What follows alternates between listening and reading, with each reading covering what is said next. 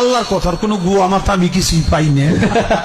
বাবুল সরকার যে কাজটা করছে, যে কথাটা বলছে, এটা সরাসরি মহান আল্লাহ তাআলার সাথে বেয়াদবি করছে সে। এখানে বাক্সার জন্য তার কোনো প্রশ্নই ওঠে না। কিছু সুশীল বাঙ্গু সেকুজরা যারা কিনা বাউল আবুল এই ফাউল আবুল সরকারের পক্ষ নিয়ে তারা কথা বলতেছে, তো তারা জানে না যে তারা কোন লেভেলের ভয়ানক পাপটা করতেছে। আর মানে বাংলাদেশের কিছু সেকুজ সুশীল বাঙ্গুরা যারা কিনা এমন বাংলাদেশ চায় যেখানে কিনা নিরাপদে মহান আল্লাহ তাআলা এবং তার রাসূলকে কটূক্তি করা যায়, গালাগালি করা যায়।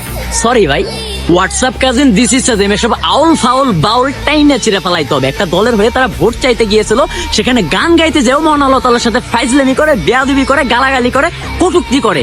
যখন তাকে গ্রেফতার করা হয় তখন সেই দলেরই মহাসচিব মির্জা ফখরুল ইসলাম আলমগীর সাহেব সেটা ডিফেন্ড করে। বাহ, মানে আপনাদের কাছে খারাপ লাগে না নাকি? আল্লাহ মাহবুদ জানে। লাস্ট 1.5 বছর যা দেখলাম বিএনপির এক নেতা সকালবেলা বললো যে আমরা ইনক্লুসিভ নির্বাচন চাই, দুপুরবেলা যখন আওয়ামী লীগের মানে কার্যক্রম নিষিদ্ধ করে তখন তারা হাত তালি দেয়, বিকালবেলা জামাতকে যুদ্ধ অপরাধী বলে, আবার সন্ধ্যার সময় নিজামীকে নিরপরাধ বলে, রাতে ঘুমানোর আগে ইউনুসকে বাটপার বলে, আবার ঘুমানোর পর একই ঘুমে স্বপ্নে দেখে যে ইউনুস সাহেবের ভিতরে মেজর জিয়ার ছায়া। আবার তাদেরই এক লিডার এনসিপির নেতা কর্মীদেরকে উপরে উপরে ফকিনের বাচ্চা হ্যানত্যান অনেক কিছু বলে, আবার নিচে গিয়ে সেলুট করে। মানে ভারতের সিরিয়ালের চেয়েও বাজে নাটক করে এরা। আর ভাই, মহান আল্লাহ তাআলার সাথে কটূক্তি করছো, আবার কিসের বাউল? মুক্তিযুদ্ধকে ইসলাম থেকে আলাদা কিন্তু এরাই করছে। দাড়ি টুপি মানেই যে রাজাকার, এটা কিন্তু ভারতের ন্যারেটিভ। আর সেই ন্যারেটিভটাকেই এরা কিন্তু বাস্তবায়ন করতে যাচ্ছে।